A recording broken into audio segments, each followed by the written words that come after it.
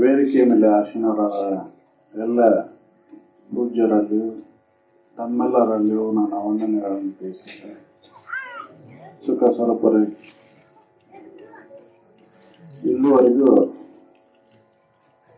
ಈ ಕಾರ್ಯಕ್ರಮವನ್ನು ಉದ್ದೇಶಿಸಿ ತಮ್ಮ ಅನುಭವದ ವಿಚಾರಗಳನ್ನ ಹೇಳಿದರು. ಈಗಿಲ್ಲ ನನ್ನ ಮುಕ್ತನಾಗ್ತೀನಿ ಅಂದ್ರೆ ಸಾಧ್ಯನೇ ಇಲ್ಲ. ನೀತಿಯುತವಾದಂತಹ ಜೀವನ ನಮಗೆ ತಳಪಾಯ ಅಂತ. ಆಧ್ಯಾತ್ಮಿಕ ತಳಪಾಯ ಯಾವುದು ಅಂದ್ರೆ ನೀತಿ. ನೀತಿಯಿಂದ ನನ್ನನ್ನು ನಾವು ತಿಳ್ಕೊಳಕ್ಕಾಗೋದಿಲ್ಲ. ಒಂದು ಬಿಲ್ಡಿಂಗ್ ಭದ್ರವಾಗಿ ಕಟ್ಟಬೇಕಂದ್ರೆ ಹೆಂಗೆ ನಾವು ಅದಕ್ಕೆ ತಳಪಾಯ ಹಾಕ್ತೇವೋ ಹಂಗ ಇದಕ್ಕೆ ನನ್ನನ್ನು ನಾವು ತಿಳ್ಕೊಬೇಕಂದ್ರೆ ನೀತಿನ ಬೇಕು ಅಂತ. ಅದಕ್ಕೆ ಅವ್ರು ತಲ್ಲ ಅನಿಸಿದೆ ನೀತಿಯಲ್ಲಿ ಇರ್ಬೋದೇ ಚಂದ ಮಮ ಅಂತ ಹೇಳಿ ತಡ ಮಾಡದೆ ಮನುಷ್ಯ ಜನ್ಮಕ್ಕೆ ಬಂದ್ಮೇಲೆ ನೀತಿಯಿಂದ ಇರುವೆ ಚಂದ ಅಂತ. ನೀತಿ ಉಲ್ಲಂಘನೆನ ಪಾಪ, ನೀತಿಯಿಂದ ನಡೆದ ಪುಣ್ಯ. ಪುಣ್ಯ ಅಂದ್ರೆ ಏನದು? ಪುಣ್ಯ ಅಂದ್ರೆ ಏನದು? ನೀತಿಯಿಂದ ಇರೋದ ಪುಣ್ಯ. ನೀತಿ ಉಲ್ಲಂಘನೆನ ಪಾಪ. ನೀತಿ ಉಲ್ಲಂಘನೆ ಎದಕ್ ಮಾಡ್ತೇವೆ ನಾವು? ಯಾವ ಉದ್ದೇಶಕ್ಕೆ ನೀತಿ ಉಲ್ಲಂಘನೆ ಮಾಡ್ತೇವೆ ನಾವು? ವಿಷಾದಿಗಳಲ್ಲಿ ಸುಖ ಆಯ್ತು ಅನ್ನುವಂತ ತಪ್ಪು ತಿಳುವಳಿಕೆಯಿಂದ ನೀತಿ ಉಲ್ಲಂಘನೆ ಮಾಡ್ತೇವೆ. ವಿಷಾದಿಗಳಲ್ಲಿ ಸುಖ ಇಲ್ಲ ಅಂತ ಖಾತ್ರಿ ಮಾಡ್ಕೊಂಡ ನೀತಿ ಉಲ್ಲಂಘನೆ ಆಗೋದಿಲ್ಲ. ವಿಷಾದಿಗಳಲ್ಲಿ ಸುಖ ಆಯ್ತು ಅನ್ನೋ ಸಲುವಾಗಿದ್ದನ್ನ ಇನ್ನೊಬ್ರದ್ದು ಕಸ್ಕೊಂಡಾಕ, ಇನ್ನೊಬ್ಬರಿಗೆ ಕಳವು ಮಾಡಾಕ, ಇನ್ನೊಬ್ಬರನ್ನ ಹಿಂಸೆ ಕೊಟ್ಟು ಅದನ್ನ ಪಡಿಬೇಕಂತ ಎದಕ್ಕೆ? ಅದರಿಂದ ಸುಖ ಸಿಗ್ತೈತಿ ಅಂತ. ಅದರಿಂದ ಸುಖ ಇಲ್ಲ ಅಂತ ಖಾತ್ರಿ ಮಾಡ್ಕೊಂಡ್ರೆ ಅದರಲ್ಲಿರುವಂತ ದೋಷಗಳನ್ನ ಅರಿತಿರ ನೀತಿ ಉಲ್ಲಂಘನೆ ಆಗುದಿಲ್ಲ. ಅದಕ್ಕೆ ಇದು ಮೊದ್ಲಿಗೆ ಬೇಕಾಗೈತಿ. ನೀತಿ ಮೊದ್ಲಿಗೆ ಬೇಕು ನಮಗೆ. ಅದಕ್ಕೆ ಅವ್ರು ಹೇಳಿದ್ರೆ ಮಾಡಲಿಲ್ಲವೇ ತಪವ ಮಾಡಲಿಲ್ಲ ಕೂಡೆ ಸುಗುಣದೊಡನೆ ನೋಡಿ ತ್ರಿವಿಧ ಕರ್ಣದಲ್ಲಿ. ಮೂರೂ ಕರ್ಣದಲ್ಲಿ ಹೇಳಿದ್ರಲ್ಲ ಒಂದೇ ರೀತಿಯಾಗಿರ್ಬೇಕದ. ಏನ ಮನಸ್ಸಿನ ಬರ್ತೈತಿ ಅದ ಶರೀರದಿಂದನೋ ವಾಣಿಯಿಂದನೋ ಪ್ರಕಟ ಆಕೈತಿ. ಅದಕ್ಕೆ ಮನಸ್ಸಿನಾಗಿರುವಂತ ದೋಷಗಳನ್ನ ಮೊದ್ಲೇ ಕಳ್ಕೋಬೇಕಾಗೈತಿ. ಮನಸ್ಸಿನ ದೋಷಗಳದಾವಲ್ಲ ಅದ್ರ ಸಲುವಾಗಿನ ನೀತಿ ಉಲ್ಲಂಘನೆ ಮಾಡಾಕತ್ತೀವಿ ನಾವು. ಅದಕ್ಕೆ ಆ ದೋಷಗಳನ್ನು ಕಳ್ಕೊಂಡ ನೀತಿ ಉಲ್ಲಂಘನೆ ಆಗುದಿಲ್ಲ. ನಾವು ಆ ದೋಷಗಳು ಯಾವುವು ಅನ್ನೋದನ್ನ ನಾವು ವಿಚಾರ ಮಾಡಾಕತ್ತ ಗೊತ್ತಾಕೈತಿ. ಈ ಕಾಮ, ಕ್ರೋಧ, ಮೋಹ, ಮದ, ಮತ್ಸರ, ಲೋಭ ಅಂತಕ್ಕಂಥ ಅರ್ಷಡ್ವರಿಗಳಿಗೆ ನಾವು ಬಲಿ ಬಿದ್ದು ಇನ್ನೊಬ್ರಿಗೆ ಹಿಂಸೆ ಕೊಡುದು, ಇನ್ನೊಬ್ರಿಗೆ ನೋಯಿಸುದು, ಇನ್ನೊಬ್ರಿಗೆ ಸುಳ್ಳು ಹೇಳುದು, ಇನ್ನೊಬ್ರಿಗೆ ಮೋಸ ಮಾಡುದು, ಇದನ್ನ ಮಾಡಾಕತ್ತೇವೆ. ಅದು ಅದರಿಂದ ನನಗೆ ಏನ್ ಹಿತ ಆಗೈತಿ ವಿಚಾರ ಮಾಡೋದಿಲ್ಲ. ನನಗೆ ಹಿತ ಆಗುದು ಸ್ವಲ್ಪ ಆಗೈತಿ, ಅದರಿಂದ ದುಃಖನ ಬಹಳ ಬರ್ತೈತಿ. ಯಾಕೆ? ಇದನ್ನ ತೀರ್ಸಾಕ, ಈ ನೀತಿ ಉಲ್ಲಂಘನೆ ಮಾಡಿದ್ದನ್ನ ತೀರ್ಸಾಕ ಅನೇಕ ಜನ್ಮಗಳನ್ನ ಎತ್ತಬೇಕಾಗತ್ತೆ. ಅದಕ್ಕೆ ನಿನ್ನ ಇರುವಿಕೆಯನ್ನು ಹಾಳು ಮಾಡ್ತಕ್ಕಂತ ಈ ಕಾಮನೆಗಳನ್ನ, ಕ್ರೋಧ, ಮೋಹ, ಮದ, ಮತ್ಸರಾದಿಗಳನ್ನ ಮೊದಲಿಗೆ ದೂರ ಮಾಡಿಸ್ಕೊ. ಬಿಡಬೇಕು ಬಲು ಹಿಂದೆ ಬರಿದೆ ತನ್ನ ಇರುವ ಕೆಡಿಸುವ ಕಾಮವಿದನು ಕಂಡ ಯೋಗಿ ಅಂತ.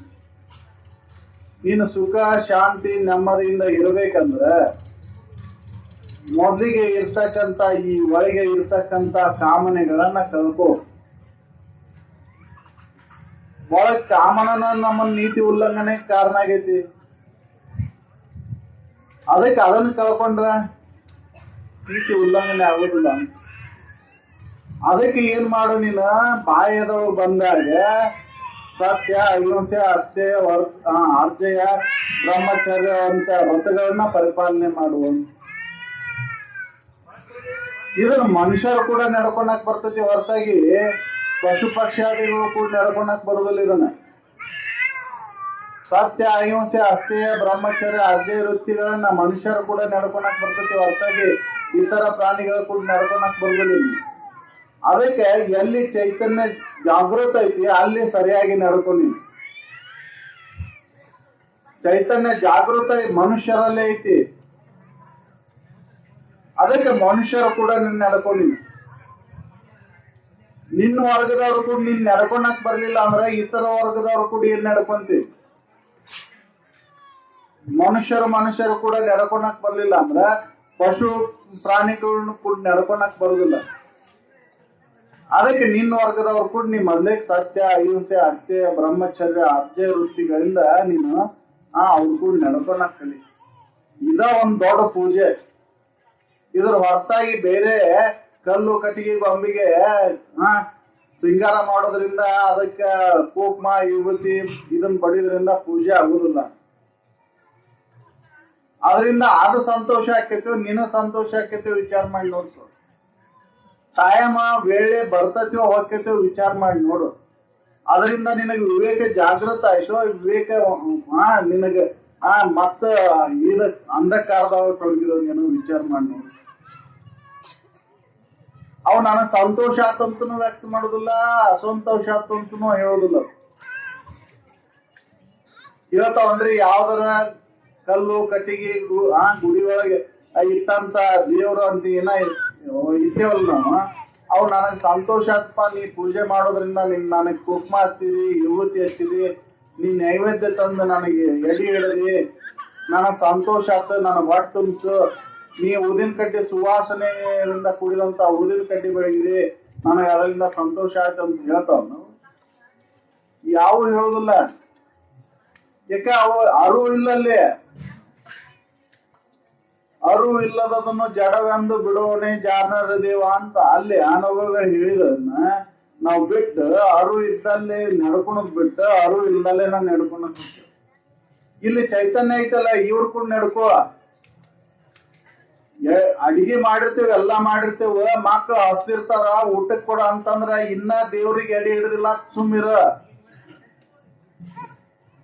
ಎಡಿ ತೆಗೆದು ಬ್ಯಾರೆ ಅವ್ರಿಗೆ ಮೀಸಲಿಡಬೇಕಂತ ದೇವ್ರಿಗೆ ಅಂತ ಹೆಸರಿಗೆ ಇವ್ರಿಗೆ ಮಕ್ಕಳಿಗೆ ಹಿಂದೆಗಡೆ ಉಣ್ಣೆ ಅಂತ ಕಾಣ್ತೇವೆ. ಇದು ಯಾವ ನ್ಯಾಯ? ಇದರಿಂದ ಮಕ್ಕಳು ಅವರು ದುಃಖಿತರಕ್ಕವೋ ಏನ ಇದಕ್ಕೆ ವಿಚಾರ ಮಾಡಿ ನೋಡ್ರಿ ನೀವು. ಅದಕ್ಕೆ ಮೊದ್ಲಿಗೆ ಎಲ್ಲಿ ಚೈತನ್ಯ ಜಾಗೃತ ಐತಿ ಅಲ್ಲಿ ನಡ್ಕೊಂಡಾಗ ತಿಳಿರಿ. ಚೈತನ್ಯ ಮಲ್ಕೊಂಡಲ್ಲಿ ನೀವು ಎಷ್ಟು ಪ್ರಯತ್ನ ಮಾಡಿದ್ರು ಕೂಡ ಅದು ಎತ್ತರ ಆಗುದಿಲ್ಲ. ಗಾಢ ನಿದ್ರೆ ಒಳಗೈತದ. ಕಲ್ಲು ಕಟ್ಟಿಗೆ ಒಳಗ ಗಾಢ ನಿದ್ರೆ ಒಳಗೈತಿ, ಅದು ಎತ್ತರ ಆಗುದಿಲ್ಲ. ನೀವು ಎಷ್ಟು ಶಂಕ ಕೊಟ್ಟಿದ್ರು ಅದು ಹೇಳುದಿಲ್ಲ. ಹೇಳ್ತತೇನ್ರಿ? ಗಂಟಿ ಬಡಿತೀರಿ, ಗಾಸ್ ತಾಗಲತ್ತು ಧೂಪ ಹಾಕ್ತಿರಿ, ನಿಮ್ಗ ಗಾಸ್ ಹಾಕಿ ಕೆಂಪಂತ ನೀವು ಹೊರಗೆ ಬರ್ತೀರಿ, ಅದಕ್ಕೇನಾಗುದಿಲ್ಲ. ನಿಮಗ್ ಗಾಸ್ ಹಾಕೈತಿ ಹೊರಗೆ, ಅಲ್ಲಿ ಗರ್ ಕೂಡ ನಿಮಗ್ ನಿಂದ್ರಕ್ ಆಗುದಿಲ್ಲ, ಹೊರಗೆ ಓಡಿ ಬರ್ತೀರಿ. ಇದನ್ನ ನಾವು ತಿಳ್ಕೊ, ಸಾಮಾನ್ಯ ತಿಳುವಳಿಕೆ ಇದು. ಎಲ್ಲಿ ಜಾಗೃತ ಐತಿ ಅಲ್ಲಿ ನಡ್ಕೊಳಕ್ ಕಲಿಬೇಕಾಗೈತಿ ನಾವು.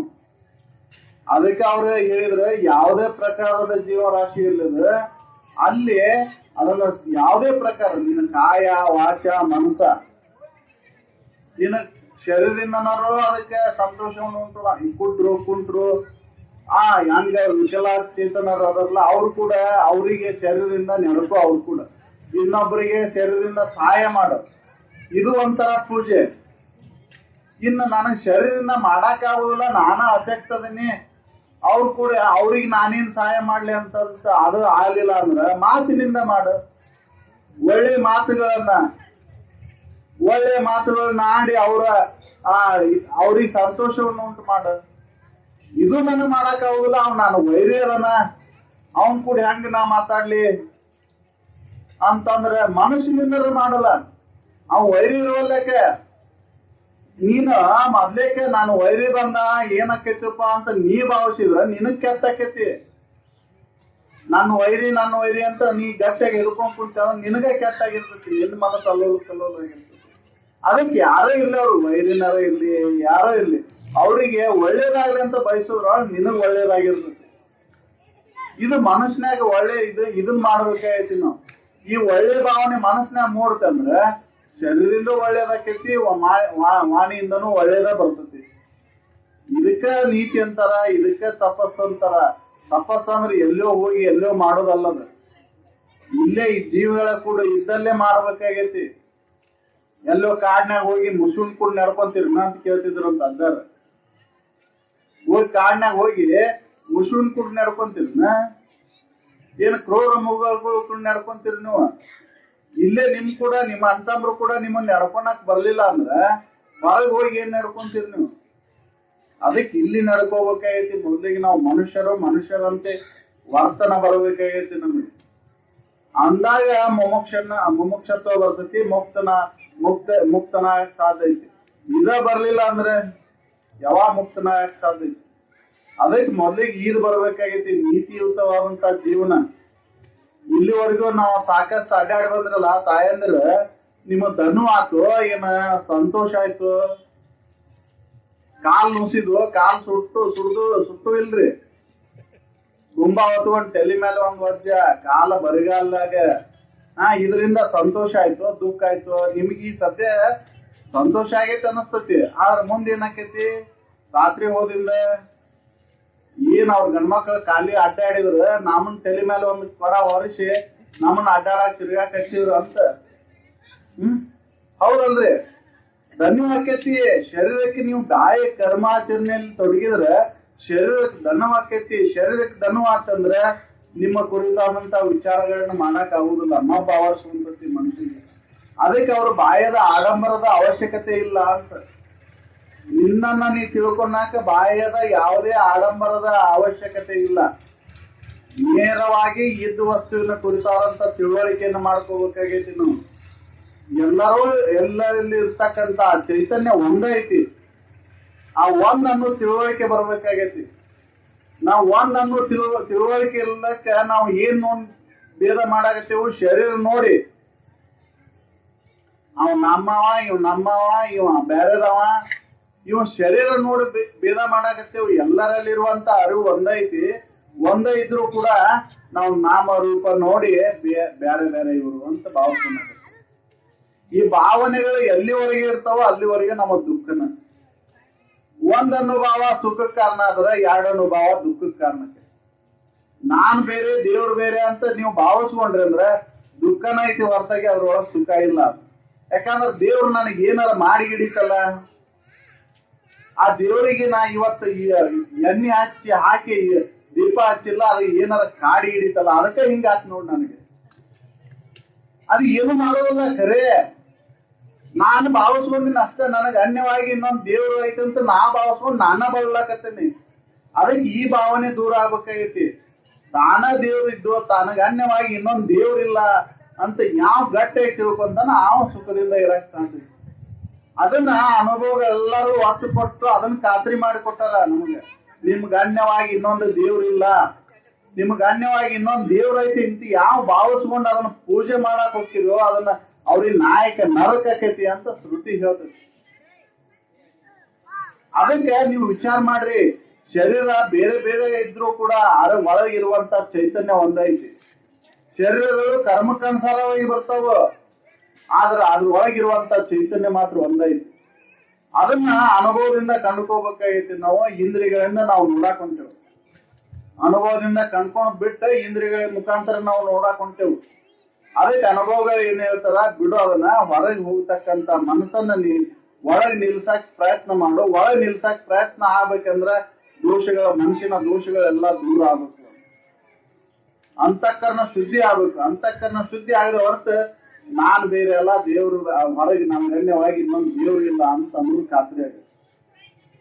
ನಾನಾ ದೇವ್ರದೀನಿ, ನಾನಂದ್ರೆ ಈ ಶರೀರ ಅಲ್ಲ. ಮತ್ತ ನಾವ್ ಅಲ್ಲಿ ತಪ್ಪು ತಿಳ್ಕೊಂತೇವು. ನಾನ್ ಅನ್ಕೂಲೆ ಈ ಶರೀರ ಅಂತ ತಿಳ್ಕೊಂಡ್ಬಿಟ್ಟೇವು. ನಾನಂದ್ರೆ ಈ ಶರೀರ ಅಲ್ಲ. ಶರೀರ ಅದು ಇರ್ತೈತಿ, ಹೊಕ್ಕೈತಿ, ನಾಶ ಆಗಿ ಹೋಗ್ತೈತಿ. ಆದ್ರೆ ನೀನ್ ಎಂದೂ ನಾಶ ಆಗಿಲ್ಲ, ಯಾವಾಗ್ಲೂ ಇರ್ತಕ್ಕಂಥವ. ಇದನ್ನ ಈ ವಿವೇಕವನ್ನ ನಾವು ಜಾಗೃತಗೊಳಿಸ್ಕೋಬೇಕಾಯ್ತು. ಈ ವಿವೇಕವನ್ನ ಎಲ್ಲಿವರೆಗೂ ಜಾಗೃತಗೊಳಿಸೋದಿಲ್ಲ ಅಲ್ಲಿವರೆಗೂ ನಮ್ಮ ಮನುಷ್ಯ ಜನ್ಮಕ್ಕೆ ಬಂದದ್ದು ವ್ಯರ್ಥ. ಅದಕ್ಕೆ ಇದು ಏನಾರ ಆಗೋಲ್ಲಕ್ಕೆ ನನ್ನನ್ನ ನಾ ತಿಳ್ಕೊಳೋದ್ ದೂರ ಉಳಿತೆ. ಮೊದ್ಲಿಗೆ ಈ ಶರೀರದಿಂದ ಏನಾಗಬೇಕು ಅನ್ನೋದನ್ನ ವಿಚಾರ ಮಾಡ್ಬೇಕಾಯ್ತು. ಶರೀರದಿಂದ ಪರೋಪಕಾರ ನಡಿಬೇಕು, ಏನ್ ಶರೀರದಿಂದ ಹಿಂಸೆ ಮಾಡ್ಬೇಕು, ಮೋಸ ಮಾಡ್ಬೇಕು, ವಂಚನೆ ಮಾಡ್ಬೇಕು, ಇದನ್ನ ನಾವು ವಿಚಾರ ಮಾಡ್ಬೇಕು. ನಾನ್ ಮುಂದೆ ನನ್ನ ಮನುಷ್ಯ ಜನ್ಮನ ಬರ್ಬೇಕಂದ್ರೆ ಶರೀರದಿಂದ ಪರೋಪಕಾರವನ್ನು ಮಾಡಬೇಕಾಯ್ತು. ಕೆಡುವ ಕಾಯದ ಶರೀರದ ಸಫಲತೆ ಯಾವುದು ಅಂದ್ರೆ ಪರಹಿತ. ಯಾಕಂದ್ರೆ ಪರಹಿತದೊಳಗೆ ನಿನ್ ಹಿತ ಐತಿ, ಮೊದ್ಲಿಗೆ ನಿನಗ್ ಹಿತ ಆಗಿರ್ತತಿ. ಯಾಕಂದ್ರೆ ನಿನ್ನ ಮನಸ್ಸು ಅಲ್ಲೋಲ ಕಲ್ಲೋಲ ಆಗೋದ್ ತಪ್ತತಿ. ಅದಕ್ಕೆ ಈ ಆಚರಣೆಯನ್ನ ನಾವು ಸದಾ ಹೊರಗೆ ಬಂದಾಗ ಇನ್ನೊಂದ್ ಜೀವಿ ನೋವು ಆಗ್ಲಾರ್ದಂಗೆ ನಡ್ಕೊಳ್ಳುವಂತ ಉತ್ತಮ ಆಚರಣೆಯಲ್ಲಿ ತೊಡಗ್ಬೇಕಾಗಿ. ಅದಕ್ಕೆ ಅವ್ರು ಸುಮ್ಮನೆ ಆಗದು ಬರೇ ಅರಿವಿನಿಂದಲೇ ಮುಖತಿ ನೆಮ್ಮೆ ಲೇಸೆನ್ಸುವ ಗುಣಗಣ ಇಲ್ಲದ ಅವನಿಗೆ. ಒಳ್ಳೆ ಗುಣಗಳು ಇಲ್ಲದ ಹೊರತು ಅರುವ ನಾನಂತ ಖಾತ್ರಿ ಮಾಡ್ಕೊಳಕ್ ಆಗೋದಿಲ್ಲ. ಅದಕ್ಕೆ ಒಳ್ಳೆ ಗುಣಗಳನ್ನ ನಾವು ಅಳವಡಿಸ್ಕೊಂಡು ಅದನ್ನ ತಪ್ಪಸಂತ ಸ್ವೀಕಾರ ಮಾಡಿ ಅದನ್ನ ಕಾಯ ವಾಚ ಮನಸ ಒಂದೇ ರೀತಿಯಾಗಿ ಅದನ್ನ ಆಚರಣೆ ತಂದಿದ್ದಾದ್ರೆ ನಾವು ಮುಕ್ತರು ಆಗೋದು ದೂರ ಇಲ್ಲ. ಅದಕ್ಕೆ ನಾವು ಆ ಆಚರಣೆ ತಂದು ಈ ಜನ್ಮವನ್ನು ಸಾರ್ಥಕಗೊಳಿಸಬೇಕು ಅಂತೇಳಿ ನಾನು ಒಂದೆರಡು ಮಾತನ್ನು